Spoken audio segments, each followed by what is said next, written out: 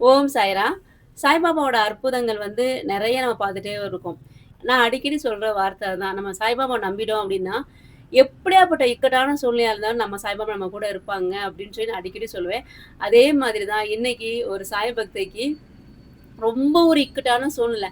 அந்த இக்கட்டான சூழ்நிலையில அவங்க பாபாவ நம்புனதுக்கு, பாபா அவங்க கூடவே இருந்து எப்படி உதவி செஞ்சிருக்காங்க அப்டின்றத அவங்க நம்ம கூட ஷேர் பண்ணியிருக்காங்க. வீடியோ ஸ்கிப் பண்ணாம ஃபுல்லா பாருங்க சாய்ராம். இவங்க வந்து பார்த்தீங்கன்னா, அமெரிக்கால இருக்காங்க. இவங்க கணவர், இவங்க 2 குழந்தைங்களுமே அமெரிக்கால தான் வாழ்ந்துட்டு வராங்க. இவங்க சாய்பாபாவோட மிகப்பெரிய பக்தை. இவங்களோட சொந்த பந்தங்கள் எல்லாமே தமிழ்நாட்டுல இருக்காங்க. இவங்க ஹஸ்பண்ட் வந்து அமெரிக்கால வேலை பார்த்ததுனால, இவங்க எல்லாருமே அமெரிக்கால தான் இருக்காங்களாம்.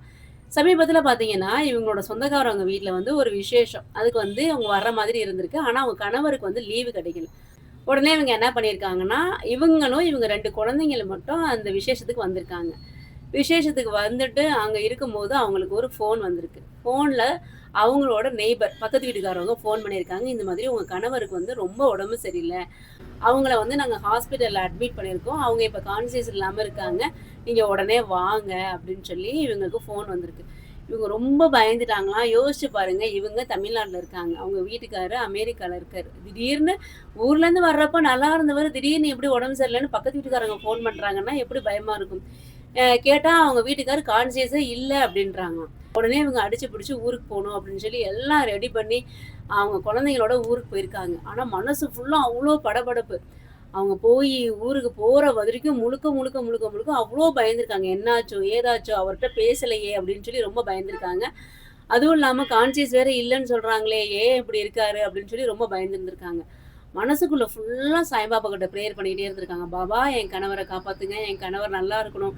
நான் ஊருக்கு போய் அவர நான் பார்க்கணும் அப்படின்னு சொல்லிட்டு அவங்க மனசுக்குள்ள பாபாட்ட பிரேயர் பண்ணிக்கிட்டே ஊருக்கு போயிருந்திருக்காங்க. ஊருக்கு போன உடனே அவங்களோட குழந்தைங்க வந்து பக்கத்து வீட்ல விட்டுட்டு ஹாஸ்பிட்டலுக்கு கார்ல போயிருந்திருக்காங்க. போற வழி எல்லாம் பாபா கிட்ட, "பாபா என் கணவர காப்பாத்துங்க, காப்பாத்துங்க" அப்படின்னு சொல்லிக்கிட்டே போயிருந்திருக்காங்க. அங்க போன உடனே அவங்க கணவர பார்த்தீங்கன்னா, அவங்க வந்து ஹாஸ்பிட்டல்ல ஓரளவுக்கு நார்மலா இருந்திருக்காங்க. அத பார்த்தோன தான் இவங்களுக்கு திருப்தியாவே இருந்துச்சாம். அதுக்கப்புறம் தான் என்ன நடந்தது அப்படின்னு சொல்லி கேட்டு தெரிஞ்சிருக்காங்க. அப்ப பாபா எப்படி அவங்களுக்கு உதவி பண்ணாங்க அப்படின்ற விஷயத்த நம்ம கூட ஷேர் பண்ணியிருக்காங்க. அது என்னன்னா, இவங்க ஊருக்கு போன அடுத்த நாள் வந்து அவங்க கணவருக்கு வந்து முதுகு வலியாம். இவருக்கு ரொம்ப முதுகு வலியாவே இருந்திருக்கு. திடீர்னு வேர்த்திருக்கு. ஒரு படபடப்பா இருந்திருக்காரு. அப்படியே வீட்ல வந்து மயக்கம் போட்டு விழுந்துட்டாரு. பக்கத்து வீட்டுக்காரவங்க எதேர்ச்சியா வீட்டுக்கு வந்து பார்க்கும்போது, இவரு கீழ விழுந்து அன்கான்ஷியஸா இருந்துட்டு இருந்திருக்காரு. உடனே இவர தூக்கிக்கிட்டு ஹாஸ்பிட்டல் போயிருக்காங்க. ஹாஸ்பிட்டல் போன உடனே அவங்க செக் பண்ணி பார்த்துட்டு, இது ஹார்ட் அட்டாக்கு. இவங்கள உடனே வந்து வேற ஒரு ஹாஸ்பிட்டலுக்கு நாங்க ஷிஃப்ட் பண்றோம். அங்க தான் ட்ரீட்மெண்ட் பார்ப்போம் அப்படின்னு சொல்லி அனுப்பிச்சிருக்காங்க. அந்த ஹாஸ்பிட்டலுக்கு போனவுனே அவங்க சொல்லியிருக்காங்க, உடனே இவங்களுக்கு வந்து ஒரு இன்ஜெக்ஷன் போட்டே ஆகணும். அப்பதான் அடுத்தடுத்த ப்ராசஸ்லாம் அங்க பண்ண முடியும்ன்ருக்காங்க.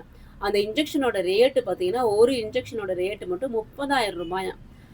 அத அவங்களுக்கு செலுத்தின உடனே, அவர் ஓரளவுக்கு வந்து நார்மலா ஆயிருந்திருக்காங்க. அதுக்கப்புறம் தான் அவங்களுக்கு அடுத்தடுத்த ப்ராசஸ்லாம் பண்ணியிருந்திருக்காங்க. அதுக்கப்புறம் அவங்க நார்மலா ஆயிருந்திருக்காங்க. அதுவரைக்குமே அவங்க கான்ஷியஸே இல்லையாம அதுவரைக்குமே அவங்க அன்கான்ஷியஸ்லயே தான் இருந்திருந்திருக்காங்க. இவங்க போயி பார்க்கும்போது அவர் நல்லா இருந்திருக்காரு.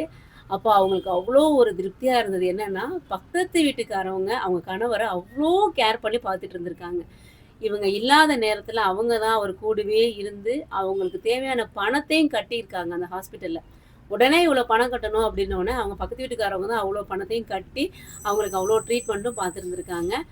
அந்த பக்கத்து வீட்டுக்காரவங்க தான் இவங்க கணவர முழுக்க முழுக்க பார்த்துக்கிட்டாங்க அப்படின்னு சொல்லி, இவங்க அந்த பக்கத்து வீட்டுக்காரவங்களுக்கு நன்றி சொல்லியிருக்காங்க. அப்பதான் அவங்க சொல்லியிருக்காங்க, "நான் எதேர்ச்சியா தான் உங்க வீட்டுக்கு போனேன். அந்த நேரத்துல நான் அவர பார்க்கலன்னா என்ன ஆயிருக்கும்னே தெரியாது" அப்படின்னு சொல்லியிருக்காங்க. நீங்க கும்புற கடவுள் தான் அவர காப்பாத்தியிருக்காங்க அப்படின்னு சொல்லி அவங்க சொன்னாங்களாம். இவங்க மனசுல சாய்பாபாவ தான் நெனச்சிருக்காங்க. ஏன்னா, இவங்க எப்பயுமே பாபாவ தான் கும்பிடுவாங்களாம். பாபா கிட்ட தான் எப்பயுமே எல்லா விஷயங்களுமே சொல்லுவாங்களாம். பாபா தான் அந்த இக்கட்டான நேரத்துல என் கணவர காப்பாத்தி குடுத்துருக்காங்க. ரொம்ப இக்கட்டான சூழ்நிலையிலேருந்து என் கணவர வந்து பாபா மீட்டு குடுத்துட்டாரு அப்படின்னு சொல்லி அவங்க ஷேர் பண்ணியிருக்காங்க. இதுதான் நான் அடிக்கடி சொல்றது. எந்த ஒரு இக்கட்டான சூழ்நிலையா இருந்தாலும் பாபாவ நம்புனோம் அப்டின்னா, பாபா நம்மளுக்கு நிச்சயமா துணையா இருப்பாங்க. ஏதாவது ஒரு ரூபத்துல வந்து பாபா நமக்கு உதவி செய்வாங்க. அது நெறைய இடங்கள்ல நம்ம பார்த்துக்கிட்டே இருக்கோம். அவ்ளோ பேர் நமக்கு பதிவு பண்றாங்க. எனக்கு பாபா இந்த நேரத்துல இந்த மாதிரி உதவி பண்ணாரு, இந்த மாதிரி உதவி பண்ணாரு. உங்க மனசுலயும் எவ்ளோ பேர் எவ்ளோ கஷ்டத்த சுமந்துட்டு இருப்பீங்க. ஆனா, நீங்க பாபா கிட்ட முழுசா நம்பி அவர்ட்ட ஒப்படைச்சிருங்க சார் உங்களோட கஷ்டத்தலாம். பாபா நீ பார்த்துக்கோ. என்னோட சூழ்நிலை இதான். என்னோட சூழ்நிலைய நீ தான் சரி பண்ணி தரணும் அப்படின்னு சொல்லி முழுசா பாபாட்ட ஒப்படைச்சுருங்க. பாபா எப்படியாப்பட்ட சூழ்நிலையா இருந்தாலும் அத சரி பண்ணி குடுத்துருவாங்க. எப்படியாப்பட்ட இக்கட்டான சூழ்நிலையா இருந்தாலும் அத மீட்டு பாபா உங்க நல்ல வழி காட்டுவாங்க. பாபாவ நம்புங்க சாய்ராம். பாபா நிச்சயமா உங்க கூடவே இருப்பாங்க. பாபாவை நம்புவோம். பாபாவுடன் இணைந்திருப்போம். நல்லதே நடக்கும். ஓம் சாய்ராம்.